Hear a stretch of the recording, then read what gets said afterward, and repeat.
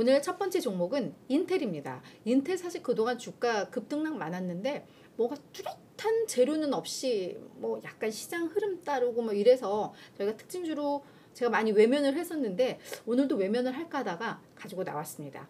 오늘 주가 6% 급락을 했는데 뭐 글로벌 종합 반도체 회사이죠. 그러니까 종합이라는 게 붙으면 설계업체 뭐 엔비디아라던가 AMD 이들이 대표적인 반도체 설계업체죠.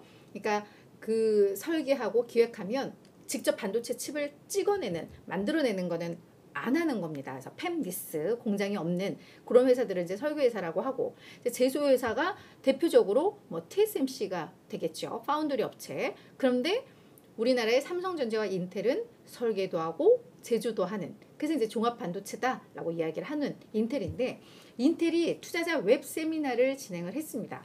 제가 앞서서 이 종합 반도체라는 걸 왜 이렇게 강조를 했냐면 삼성도 종합 반도체의 한계를 느껴서 사업 부문들을 다 나눠서 종합 반도체지만 뭐 오히려 제조 쪽을 강화한 쪽, 설계 쪽을 강화한 쪽으로 이렇게 사업의 영역을 분산한 것처럼 인텔도 이제 그런 방향으로 갈 것으로 예상이 좀 돼서 오늘 이렇게 길게 설명을 한 건데요. 간밤에 투자자 웹 세미나를 진행을 했습니다. 여기서 나온 얘기는 파운드리 사업 부문, 이게 그러니까 일종의 제조 사업 부문이겠죠. 이쪽에 독립성을 부여하겠다라고 발표를 했습니다. 그래서 이제는 이 파운드리 사업 부문은 별도의 실적을 발표를 할 것이고 자체적인 의사결정을 하는 사업 부문이 될 것이다 라고 언급을 했습니다. 그래서 다양한 이 장밋빛 전망들을 막 내놓았어요. 그래서 내년에는 200억 달러 이상의 매출을 우리가 달성할 수 있을 거야 라고 가이던스를 제시를 했고, 그러면서 우리 연말에는 우리 파운드리 주요 고객이 누구인지도 우리 발표할 거야 라고 이야기를 했거든요. 이거 보면 되게 긍정적인 것 같은데, 이 월가에서는 이에 대해서 어떻게 분석을 했느냐면, 대만의 TSMC가 내년 매출 이 목표치가 850달러인데 200억 달러면 우리는 여전히 뭐 요 정도 규모가 될 거예요 라는 걸 공개한 것밖에 안 돼 라는 약간 그런 혹평들이 좀 나왔습니다. 그리고 주요 고객이 지금 누군가가 딱 있으면 지금 공개를 해야 되는데 이걸 왜 연말까지 왜 미루지? 라는 거. 그래서 그런 점에 있어서 오히려 약간 좀 불확실해 라는 평가를 좀 받았습니다. 그리고 두 번째 주요 내용은 인텔이 최근에 뭐 독일이라던가 뭐 여기저기 이제 투자 소식들을 알리고 있거든요. 근데 이제 독일에도 반도체 공장을 이제 확장하기 위해서 300억 유로를 투자하겠다라는 그 계획을 밝힌 바가 있는데, 요즘 많은 국가들이 반도체 생산 공장들 확충하기 위해서 많은 이제 보조금들 지원하고 있잖아요. 그래서 독일도 역시 마찬가지인데, 다만 이 인텔에 대해서는 이 종합적인 지원금, 이 보조금 지원하는 이 계획을 아직 독일 정부에서 이제 승인하지 않았다라는 소식이 전해졌습니다. 그래서 일부 프로젝트별로 이제 지원을 하겠다라고 하면서 이 부분도 약간 시장에서는 부정적으로 해석을 한 것 같고요. 마지막으로 인텔이 반도체 생산 장비 업체 IMS를 지금 지분 보유하고 있는 지분 중에 20%를 베인 캐피털 사모펀드에 매각하겠다고 발표를 했거든요. 근데 이 IMS 같은 경우에는 매우 정말 핵심 장비 업체이기 때문에 인텔에게 매우 중요한 뭐 그런 기업이에요. 굳이 왜 이 중에 지분 20%를 넘기느냐? 그러니까 이 IMS의 지분 가치가 한 43억 달러니까 20%이면은 한 8억 6천만 달러의 이제 베인 캐피털에 매각을 하는 건데, 그만큼 얘들이 자금이 궁한 거 아니야? 뭐 이런 분석이 좀 나왔어요. 그래서 기업 사정이 이게 정말 별 볼 일 없는 것도 아니고 되게 중요한 사업 부문인데 이 중에 지분 매각하는 건 다른 시사점이 있어. 뭐 이렇게 좀 시장에서는 좀 다 부정적으로 좀 해석들을 했어요. 세 가지 주요 이슈에 대해서. 그러면서 주가가 밀렸다. 뭐 이렇게 이해를 하시면 될 것 같습니다. 자, 두 번째는 아마존입니다. 아마존 주가는 뭐 하락은 미미했어요. 0.8% 하락을 하기는 했는데 주요 뉴스가 좀 나왔습니다. 뭐 아마존 다 아시죠? 세계적인 온라인 쇼핑 플랫폼 운영 기업인데요. 미국의 연방거래위원회가 아마존을 고소했다라는 소식입니다. 연방거래위원회는 우리나라로 따지면 공정거래위원회와 비슷한 곳이라고 생각을 하시면 될 것 같은데요.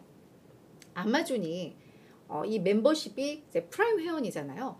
근데 이 얘들이 일종의 뭐 다크 패턴으로 인해서 내가 인지하고 회원 가입한 게 아니라 뭐 그냥 뭐 동의 하다가 자기도 모르게 멤버십 회원이 되는, 근데 약간 그런, 그래서 동의 없이 프라임 회원 가입을 유도를 했고, 그리고 요 회원들이 멤버십을 탈퇴하고 싶잖아요. 근데 탈퇴 버튼을 어디다가 막 이렇게 숨겨놨어.